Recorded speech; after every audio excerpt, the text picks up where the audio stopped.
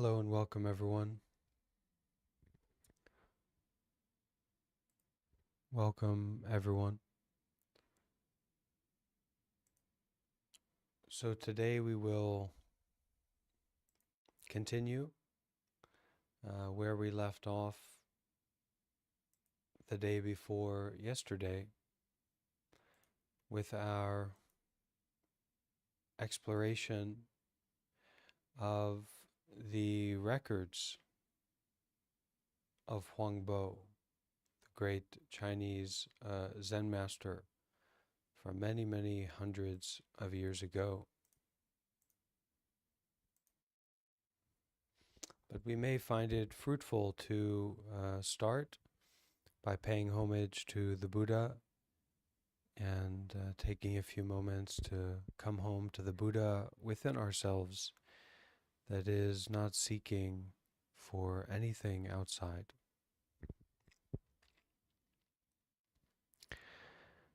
Namo tassa bhagavato arahato samma sambuddhassa. Namo tassa bhagavato arahato samma sambuddhassa. Namo tassa bhagavato arahato samma sambuddhassa. Buddham dhammam sangham saranam gacchami.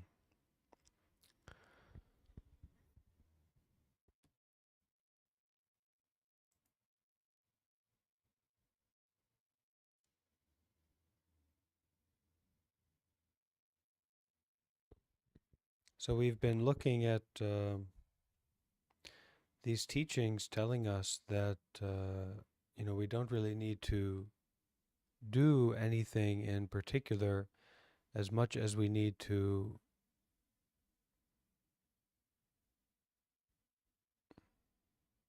recognize what does not have particular characteristics already.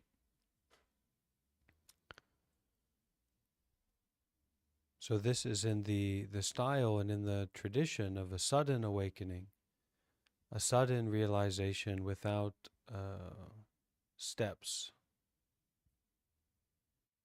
without any kind of development being necessary.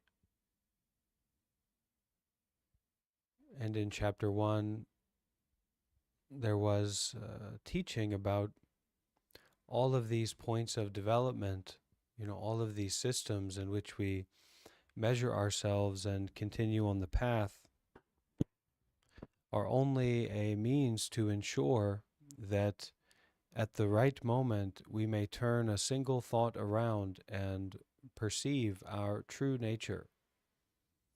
And that is also to detach completely, that all thoughts that we've ever had in the past vanish in an instant, and all experiences in the past that we've had vanish in an instant, kind of remarkably and incredibly. And we may be able to notice, wherever we are on the path, that this is not completely unordinary, but this is actually ordinary. We wake up and go back to sleep 5 or 10 times, and then, oh my gosh, I'll be tired forever. I'll feel like this forever. I can't get out of bed. I'm tired. And then somehow, however long later, we find ourselves to be awake and ready to take on the day. So where did all this sleepiness go? Where is it being stored? Where is it being remembered? It is remembered clearly in emptiness and in not remembering anything at all. That is a true remembering. I don't know if anyone here has ever experienced this, but sometimes maybe we will be talking to someone and, trying to explain something to them, something interesting and important, and in an instant it vanishes. We seem to forget what we were talking about, but actually we are remembering our true nature at that moment. Well, we can practice it that way. And then the person may say to us, "Hey, what's going on with you? What were you talking about?" And that's when you start chapter 2 of A Bird in Flight Leaves No Traces. Chapter 2, No Mind.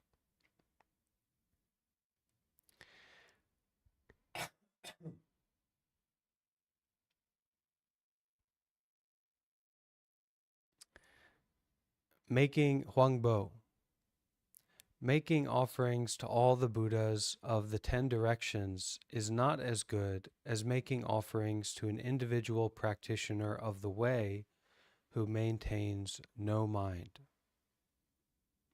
A lot of these teachings are, probably not very surprisingly, a lot of Buddhist teachings are geared towards Buddhists, people who happen to be Buddhist or people who happen to get involved with Buddhism. And actually, it's very convenient to be a Buddhist so that we can make use of some of the tools, some of the methods that exist in Buddhism. But regardless of that, regardless of if you understand or not,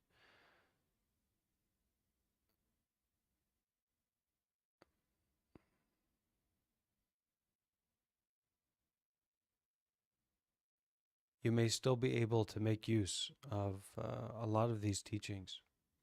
So HuangBo, making offerings to all the Buddhas of the 10 directions is not as good as making offerings to an individual practitioner of the way who maintains no mind.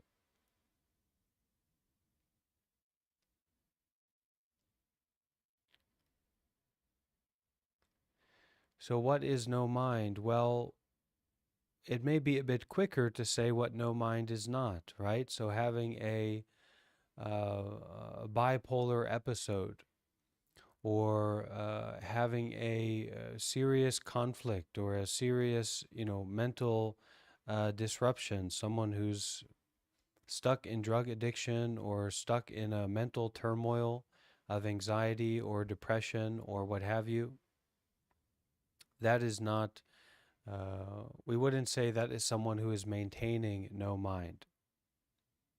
So in the Buddhist tradition, we have this idea of merit or the good effect from good deeds, and many people interpret that and practice with that, concerned with making we want to make donation to the highest monk, the greatest monk. We don't want to make donation to some less experienced monk who might be hanging around. We want to support, the Grand Master. We want to see the Buddha and then go support him, right? That's a very common sentimentality in Buddhist communities.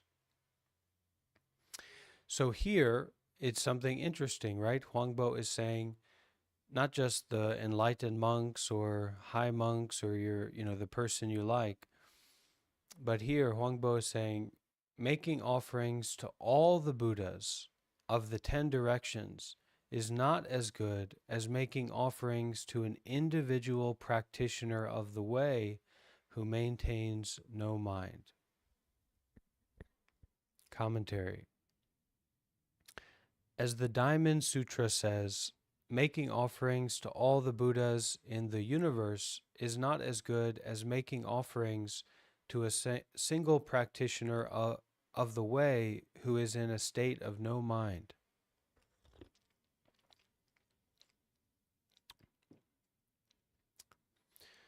This statement could be confusing to ordinary Buddhists who earnestly offer donations and prayers to the Buddha. But to those who have turned one thought around and achieved awakening, it is not incomprehensible. Those with lesser spiritual capacities end up trying to evaluate whether this statement is right or wrong, helpful or unhelpful. As the ocean accepts waters from all the rivers of the earth, Buddhists, too, should have the expansive type of understanding that accepts any type of teaching.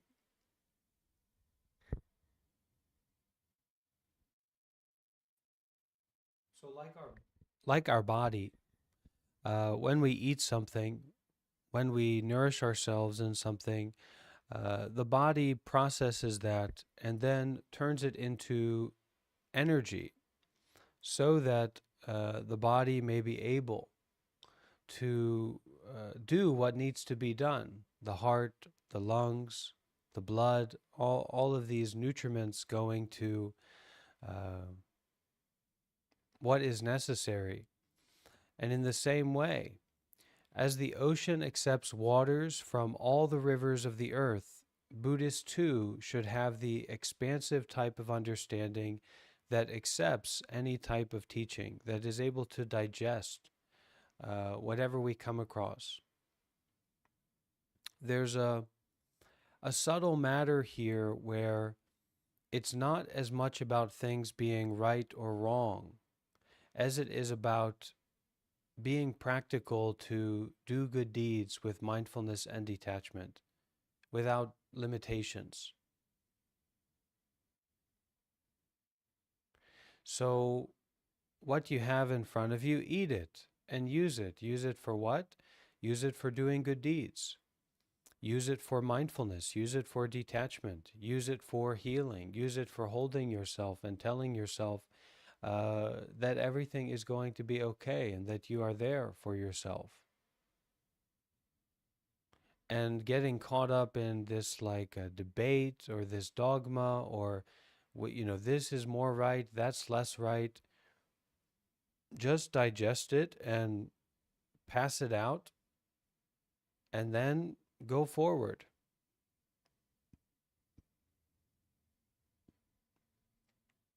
HuangBo.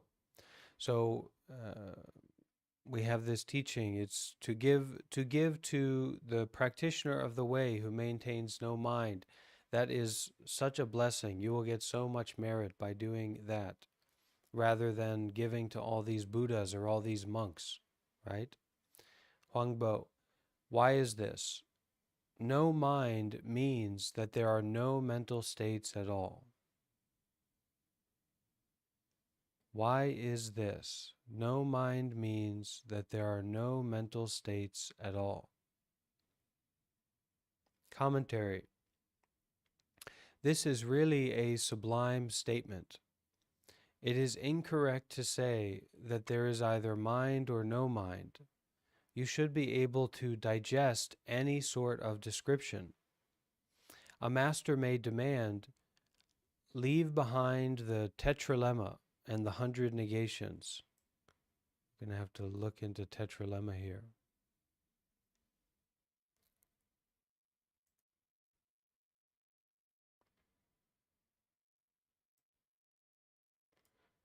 Tetralemma. A dilemma in which 4 different possibilities are considered. Okay.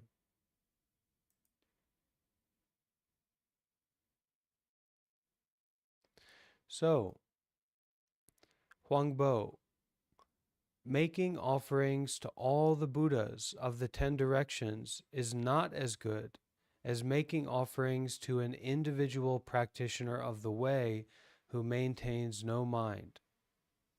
So this culture, this tradition in Buddhism that is so strong of we want to give to the monks, we want to give to the enlightened people, we want to give to the Buddha, we worship the Buddha, we worship Guan Yin, etc. And that making offerings to all these beings of the 10 directions, all these Buddhas, is not as good as making offerings to an individual practitioner of the way who maintains no mind. Why is this? No mind means that there are no mental states at all. Commentary. This is really a sublime statement. It is incorrect to say that there is either mind or no mind. You should be able to digest any sort of description. A master may demand, leave behind the multifold problem and the 100 negations, which reject all sorts of right or wrong arguments and just say one word. Right at that moment, you should be able to answer him. Only then can you know the meaning of this statement. So this is like the spontaneous cutting through, the spontaneous no mind. This is like offering someone freedom from their complicated ideas, their narratives, their problems, their confusions, and sometimes they that are concerned with you and your body and your mind, right? People take ownership, in a sense, over our body and mind with their delusions. Why are you like this? What are you doing here?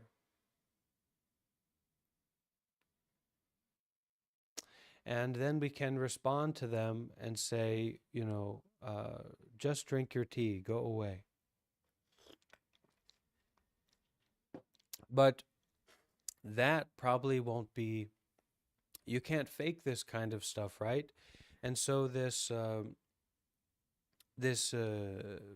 situation here where a master may demand, leave behind all the different arguments and all the different ways of negating things, finishing things, cutting things, which reject all sorts of right or wrong arguments and just say one word. So this just say one word is to free from duality, to free from the right or the wrong, to free from the problem or not the problem. You cut, you finish, you end, you say something, you yell out, you act something, and in that moment, whoosh, everything vanish, everything dissolve immediately.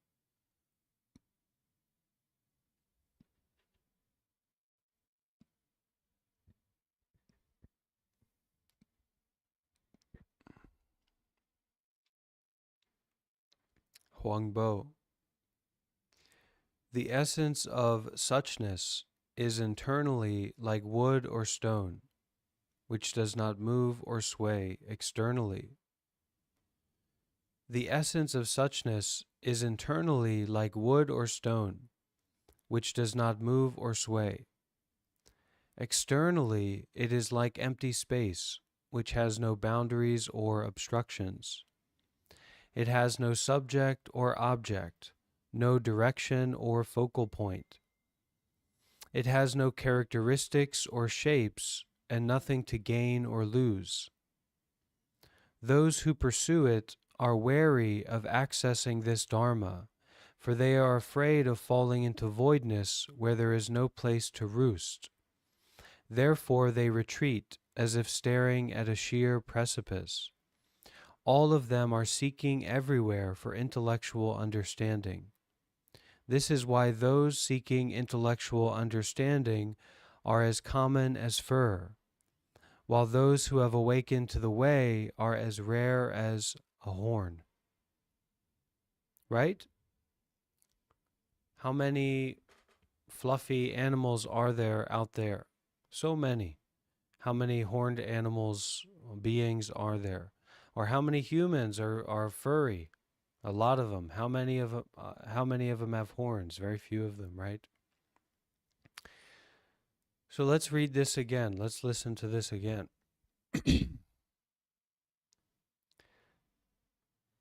Hold on, I've got a temperature situation here.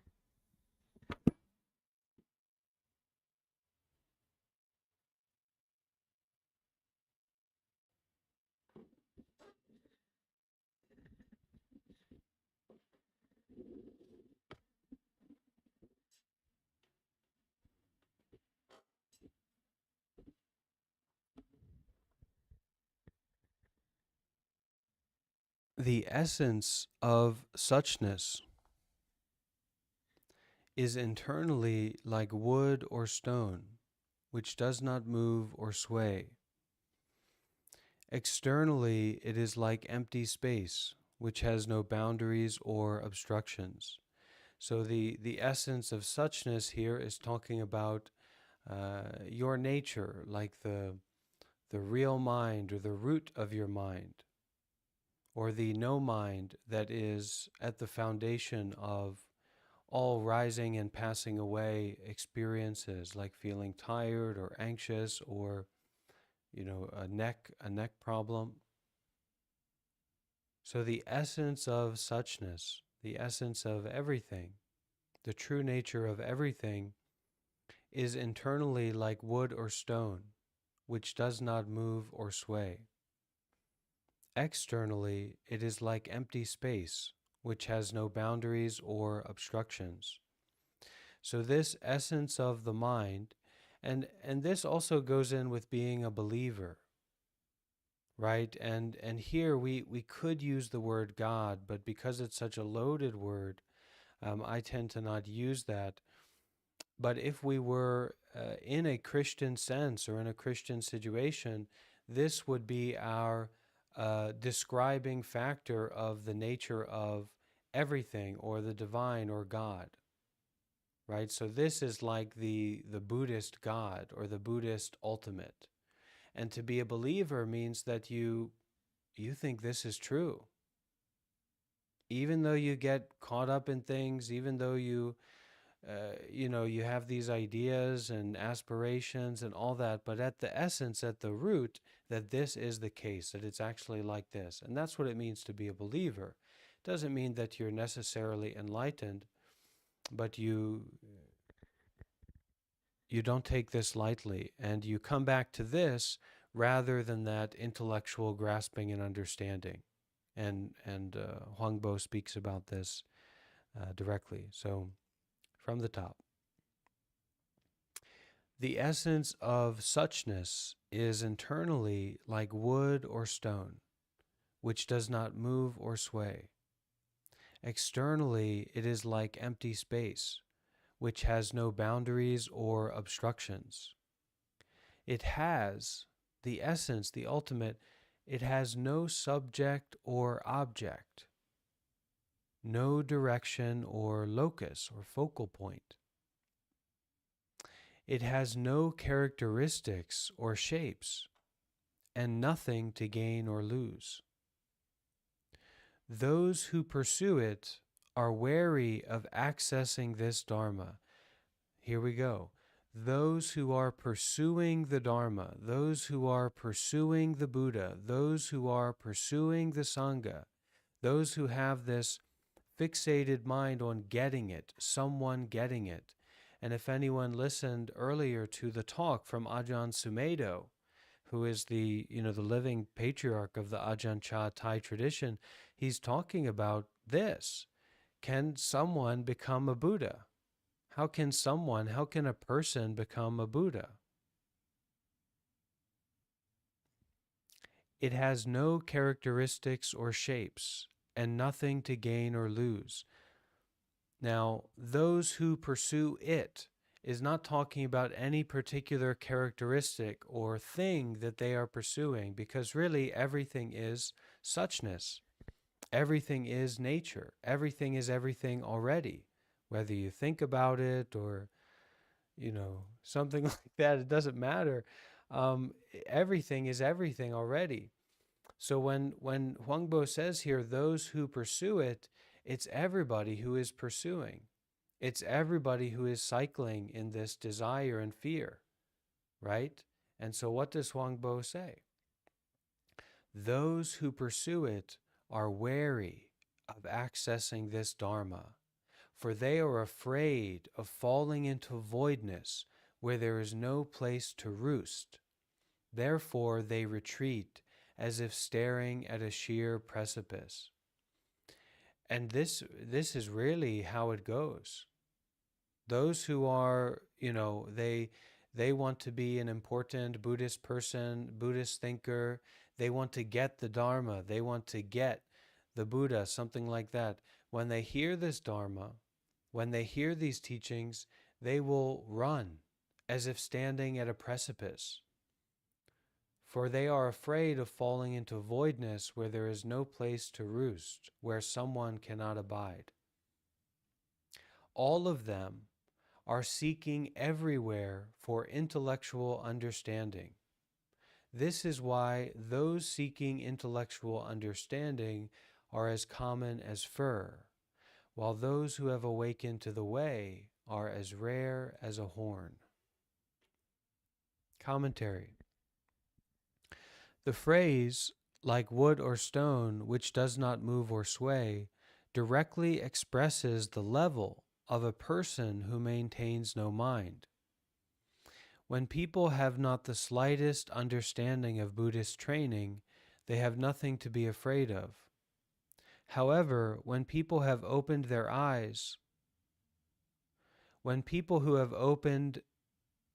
eyes retain subtle lingering delusions, they may continue to be seized by fear.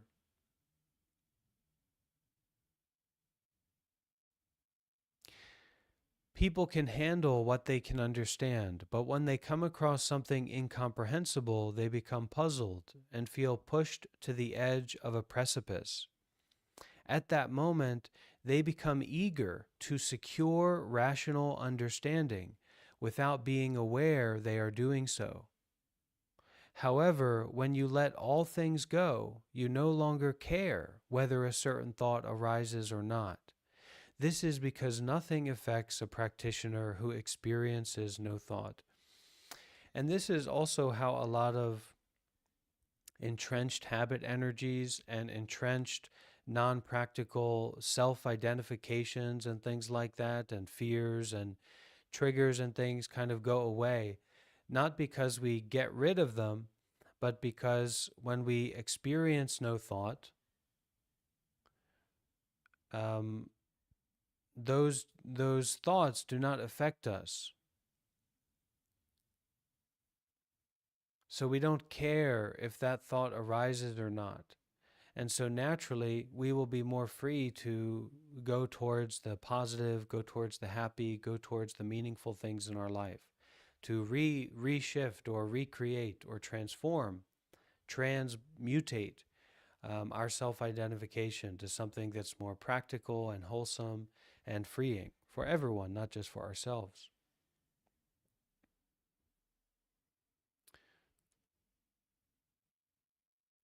When people have not the slightest understanding of Buddhist training, they have nothing to be afraid of. So, this is the case for many people, right? They don't know about the training, they don't know about anything. So, that phrase like ignorance is bliss is there. They seem to have nothing to be afraid of. They seem to don't have anything to care about, nothing to be concerned with. However, when people who have opened their eyes retain subtle lingering delusions, they may continue to be seized by fear. So we all, because we are here and concerned with the Buddha, the Dhamma, and the Sangha, our eyes are open a little bit at least. And so there still may be these subtle lingering delusions. And it's because our eyes are open that we say, oh my goodness, I need to keep going. I need to keep developing. I need to keep improving. People can handle what they can understand, but when they come across something incomprehensible, they become puzzled and feel pushed to the edge of a precipice. At that moment, they become eager to secure rational understanding without being aware they are doing so. And that's an important point. So if you happen to be representing, for whatever reason, Buddhism or no thought, or a Zen way, and someone kind of approaches you in a seemingly aggressive way because you're presenting these teachings or pointing it out to them, and usually we're all confused. So anyway, don't be that serious about it. But if you do get in that case, you can understand that they are eager. It's not about you or them or the topic or the Buddhism, but rather people become eager to secure rational understanding without even being aware that they are doing so. However, and this is the key to keep in mind if you happen to be representing Buddhism or sharing like this, however, when you let all things go, you no longer care whether a certain thought arises or not. This is because nothing affects a practitioner who experiences no thought.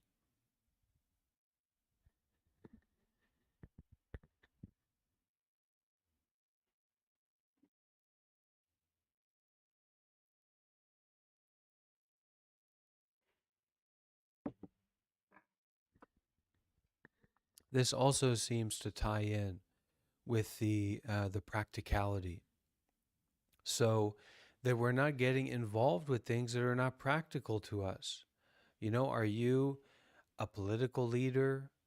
Are you running a community or organizing social justice or, something like that? If you are, then you need to consider those things. But if you're not, then don't inflame yourself. Don't antagonize yourself. Don't try to put yourself in shoes that you don't wear just because it's stimulating or interesting. And I've often told this to a lot of some misguided young men or misguided people that take on this like anti-social justice or anti-social progress approach. Oh, LGBT and we need to think about our values and to really point back to what's on your plate. What is important to you, and also applies to people with fixated on conspiracy theories or fixated on the government or fixated on celebrities or something like that. And and it comes back to that letting all things go so that you can take care of what's in front of you, so that you can chop wood and carry water. And that letting go, letting all things go applies as much as you would like to be free from anything affecting you. And only knowing how to make use of things and situations. And when we're making use of things, it's very practical. And then we use without attachment to the result because we understand that everything is temporary. And even if we got the result that we want, it wouldn't ultimately be satisfying. It would still be impermanent. HuangBo. So Manjushri is the bodhisattva of wisdom, or like the Buddhist wisdom archetype. Manjushri corresponds to principle. Samantabhadra corresponds to practice. Okay, let's find out who Samantabhadra is. Oh my goodness.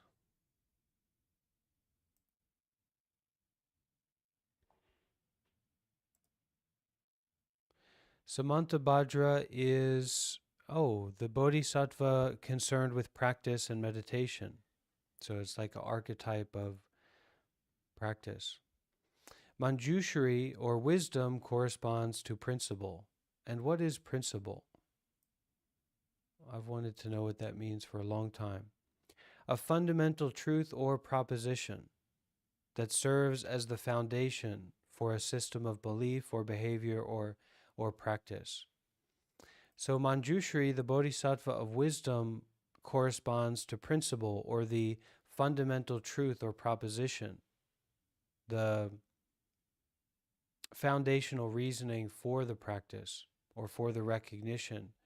And Samantabhadra corresponds to practice. The principle is the principle of true emptiness, which is free from obstructions. So like the sky is free from obstructions. What can obstruct the sky? Nothing. Only your vision of the sky can be obstructed.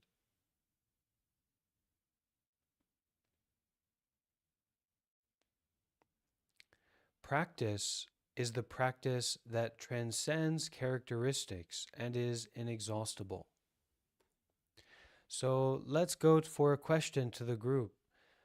What is a practice that can transcend characteristics? Very easy question, actually.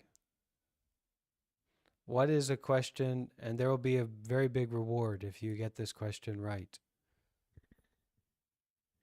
What is the practice? What is a practice that transcends characteristics and is inexhaustible?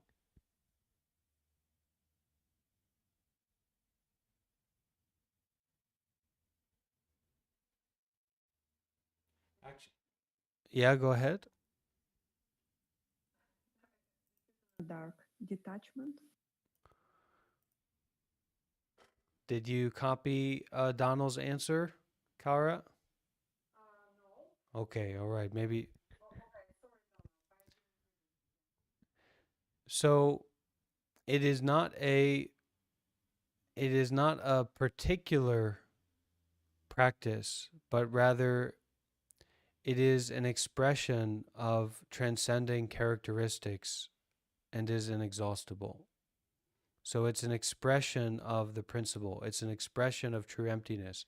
So the answer can be drinking tea, but the way that you drink the tea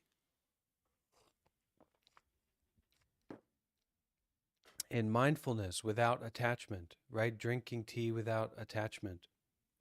So if we are worked up about something, some situation, some real situation, and it's important, and we come to the Zen master in the temple where we live, and we say, Master, this, da da da da da, this is really serious and practical, etc.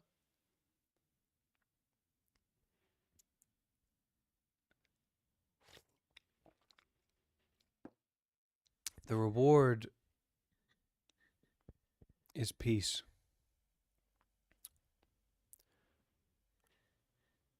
So if that master can tell you very sincerely, just drink your tea and you can digest that, that's the right answer, always.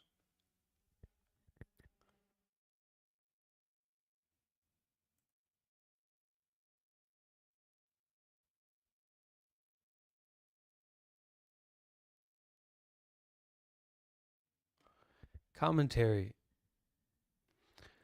The Buddha Dharma assumes there are no fixed characteristics. You should practice the Buddha Dharma with discerning eyes. Only when you open your eyes will you be able to understand the Bodhisattvas Manjushri and Samantabhadra and to practice Buddhism. The moment you say, "These are the myriad practices of Samantabhadra," that is nothing more than a sound you utter based on what you have learned and understood intellectually. You cannot understand the true practices of the Bodhisattva Samantabhadra without realizing them yourself. So the question and the answer is it is necessary for it to be an expression of you sharing the realization of yourself. So that is why ultimately detachment is not the right answer. The moment you say detachment or I am detached or I am practicing detachment, that is nothing more than a sound you utter based on what you have learned and understood intellectually. Those who have developed the power of looking at their original perfect endowments by opening their discerning eyes always act and speak just like Manjushri and Samantabhadra. However, if you do not attain awakening, you may cultivate the six perfections and Samantabhadra's myriad practices all day long, but that will be nothing but hypocrisy, because you will not have transcended characteristics. Saying do or do not to those who have attained the power to transcend this level is like telling college students to answer questions meant for elementary students. That's an interesting point there. Let's see. Saying do or do not to those who have attained this power to transcend, the power to transcend this level, is like telling college students to answer questions meant for elementary school students. So, the level of transcending characteristics. Once we transcend characteristics, then saying do or do not to those who have attained the level or the power to transcend characteristics, it is like telling college students to answer questions meant for elementary school students. Which means that if you develop this power to transcend characteristics, then no one can really tell you what to do. No one can control you. It doesn't mean you won't help people. Certainly doesn't mean you won't cooperate with people. It doesn't mean you don't care about them. But that ultimately you're telling them what to do or telling them what not to do is just like telling a college student to answer questions meant for elementary school students. And so it's also not to reject the telling and the receiving because it's beyond characteristics, it's beyond immediately already do or do not. And so dealing with that case or dealing with that situation is just like a college student answering questions meant for elementary school students. It is very simple.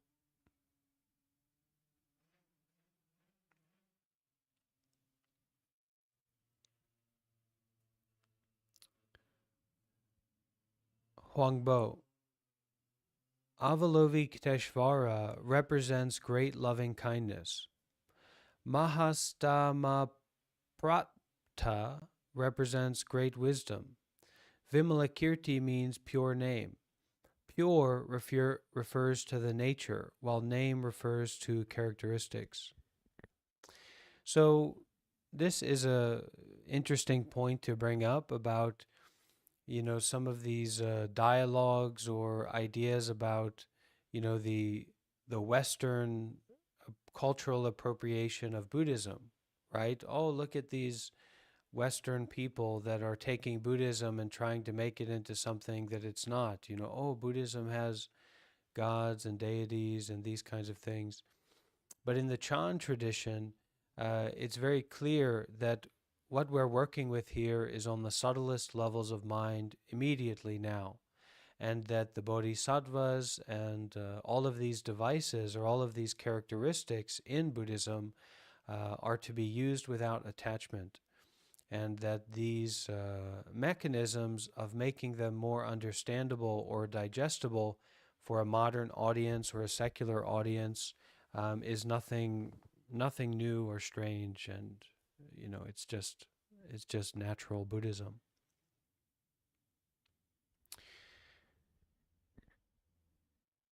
Commentary. Bodhisattvas, okay? Bodhisattvas, in fact, are free from characteristics. Bodhisattvas are also non-binary. In order to indicate to the world what functions without characteristics, the ancient masters revealed these functions through such designations as Avalokiteshvara or Mahastamaprata. Okay?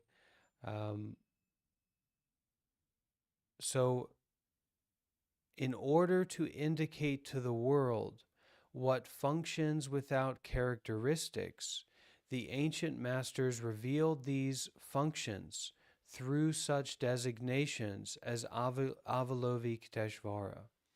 So the great wisdom, the great loving kindness, the great compassion functions without characteristics.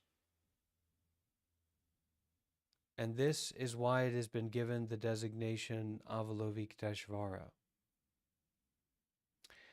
In order to understand why, you must open the correct eye of the Buddha Dharma. If you do not open that eye, you will simply display your intellectual understanding, not believing in what has actual value.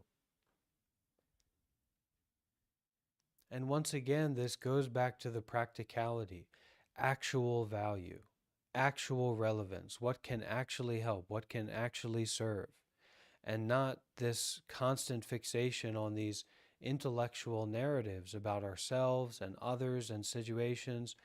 And it's not to reject any of this, but it's to use only. It is to experience only. It is to make use of, practically, to help all beings, to enlighten all beings. And meeting people's basic needs, right, is just a prerequisite for helping them to become enlightened. That's all that it is. To become free, to meet compassion. Because if they don't have food and water, they're just going to, they're going to pass away. So we're not going to be able to help them to get enlightened.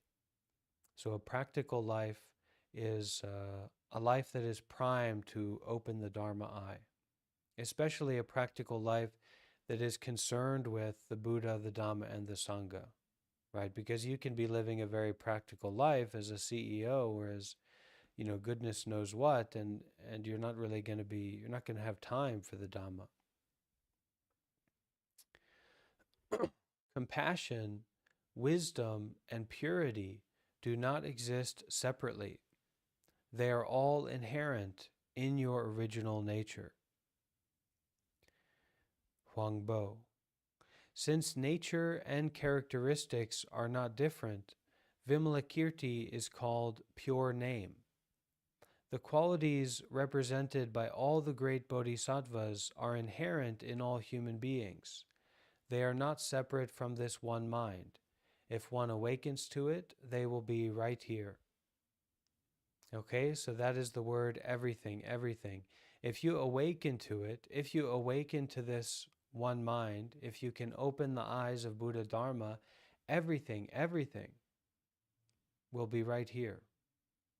Certainly all the bodhisattvas, all the wisdom, all the compassion, all the pure practice that you need will be right here. Everything, everything.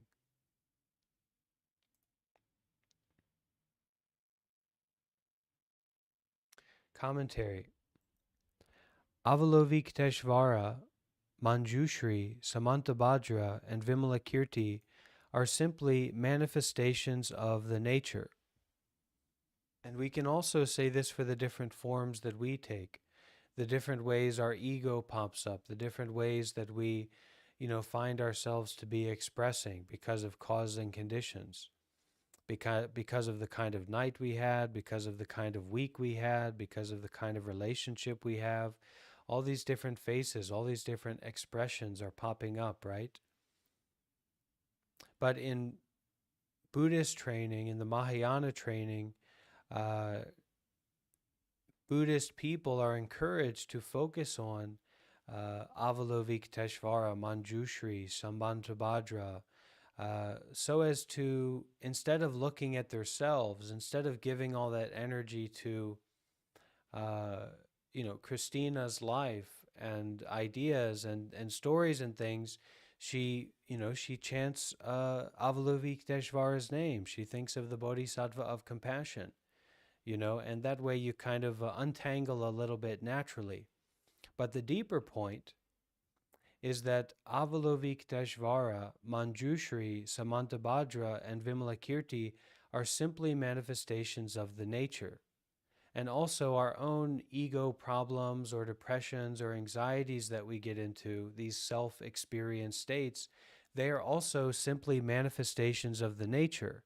But because we have such a karmic connection to this, this body of suffering, this body of sin, as we would call it, this body of mistakes and errors and ego, we're much more likely to get trapped in that.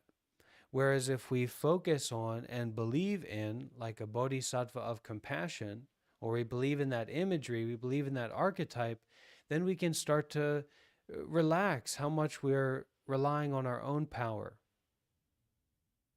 And of course, Avalovikiteshvara, with the beautiful imagery and the expression of great compassion, is a much more comfortable route to deal with suffering than just this broken, kind of nightmarish mind that I've experienced in myself. I would much rather be thinking about Avalovikiteshvara than this mind sometimes. And you can do that. It's quite practical. In accordance with conditions created from appearances that are free from appearances, in which beginning and end are simultaneous, the nature becomes Avalovikiteshvara, Manjushri, Samantabhadra, or Vimalakirti. Let's listen to that again. That's very beautiful. Avalovikiteshvara, Manjushri. So, Avalovikiteshvara, the Bodhisattva of compassion. Manjushri, the Bodhisattva of wisdom.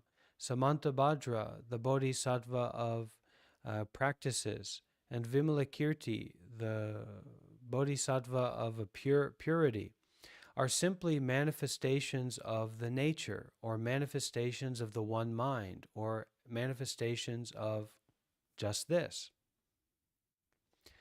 In accordance with conditions created from appearances that are free from appearances. So, in accordance with conditions created from appearances that are detached from appearances, in which beginning and end are simultaneous, the nature becomes Avalovikiteshvara, Manjushri, Samantabhadra, or Vimalakirti. Although the original nature may take various forms, all these appearances are not separate from the nature. Right? So we can also say that in terms of impermanence. My teacher Seattle, he liked to use the term ever new impermanent nature. So the truth, the original truth, or ever new impermanent nature, and then all of these created truths, or all of these happenings, all of these come-abouts. So regardless of how solid that come-about seems to be, it is impermanent at its root. It is not separate from ever new impermanent nature. It is not separate from original nature. That's why we can get through so many things, even when it's very difficult.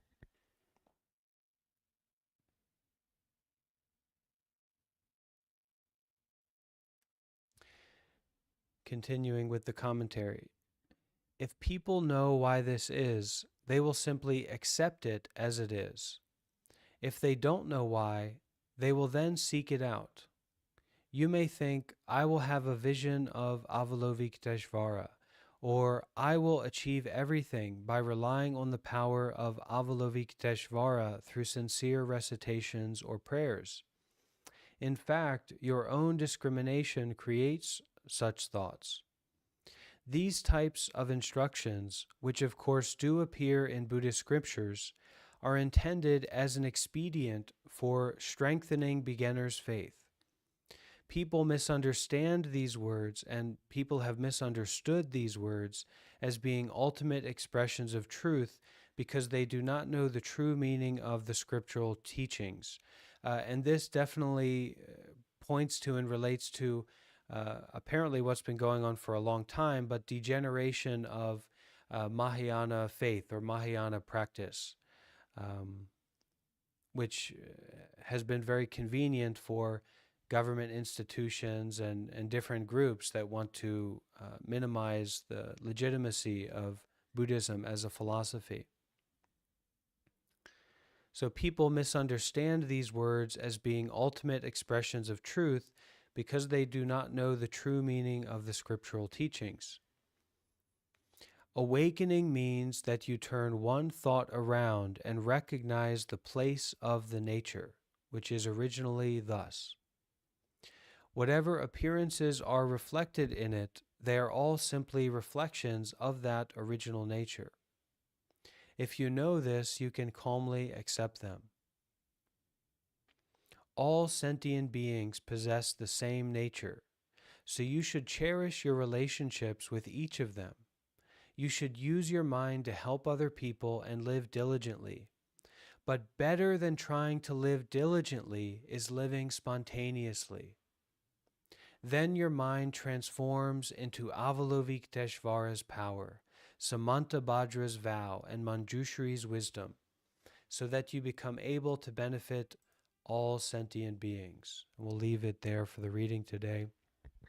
And this spontaneity here, and a lot of these teachings and scripture, it's very much related to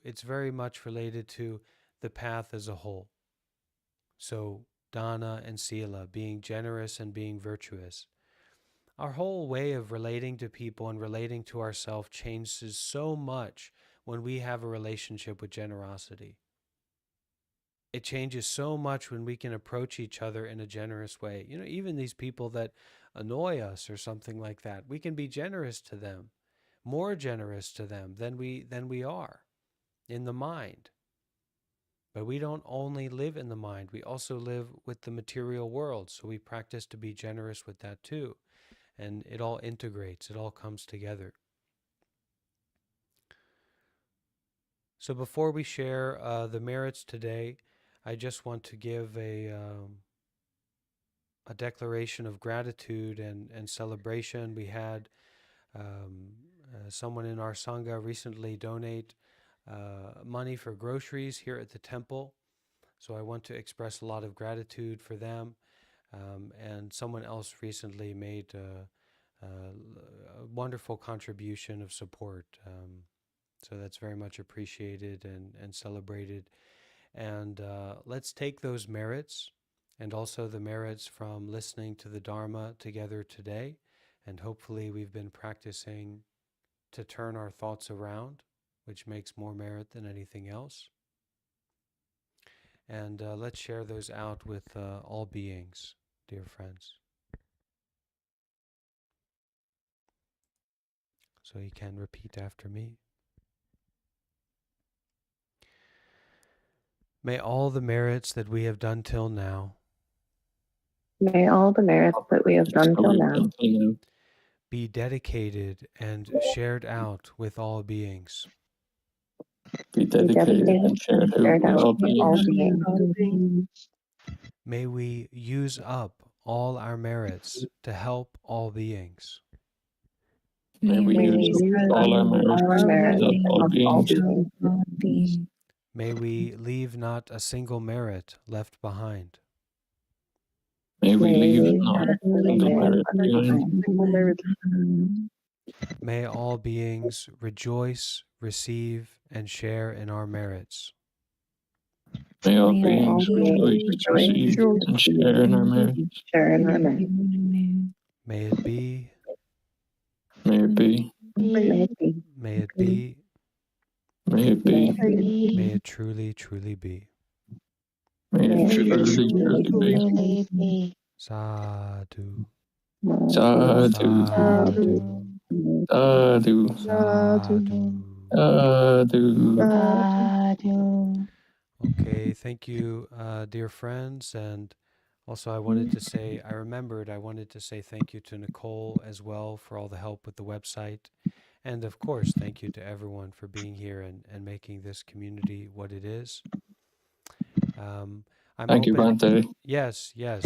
I'm open to spend a little bit of time here on Discord after our session is ending.